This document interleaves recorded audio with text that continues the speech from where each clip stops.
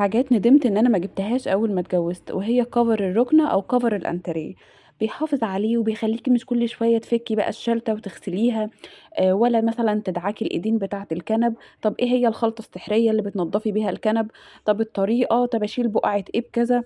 انا عايزه اقول لكم ان انا ندمت ان انا ما جبتوش من اول ما اتجوزت، لان طبعا الكنبه الكابوتونيل اللي فيها فك، وكمان الزراير زي ما انتم شايفين اللي هي بتبقى متغرزه دي فكت من الاستخدام. طبعا حد يقعد على ايد الكنبه، ولو عندك بقى اطفال اللهم بارك يعني ما بيقعدوش وما بيسيبوش حاجه في حالها، فما ينفعش ان انت ما تجيبيش كفر للانتريه. والله العظيم لو انتوا اتنين لسه متجوزين كنت حتى هاتي كفر برضو للانتريه. حاولي احسن كده من بابه ان اول ما الانتريه او الركنه يجولك جداد تبقي داخله اساسا بكفر الركنه، زي ما بتجيبي كده كفر للمرتبة. وبعد تجارب كتير كتير من انواع الكفرات، زي الكفرات اللي بتتباع اونلاين المشجره اللي بيبقى مثلا على الطرف بتاعها دانتل، دي بتتزحلق من على الانتريه، بيبقى جاي معاها مناديل للايدين ومناديل للظهر.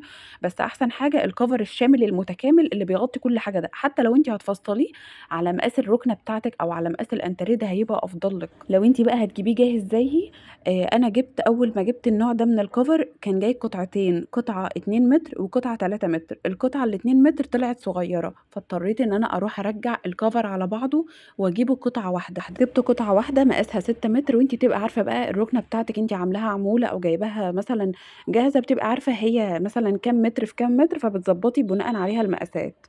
واحسن حاجه في الخامه دي ان هي تمشي شتوي وصيفي، خلي بالكم لان في خامات كتير موجوده فيها نسبه زي فرو كده او مهير تقريبا، بولر مش عارفه، بس هي بتمشي شتوي بس.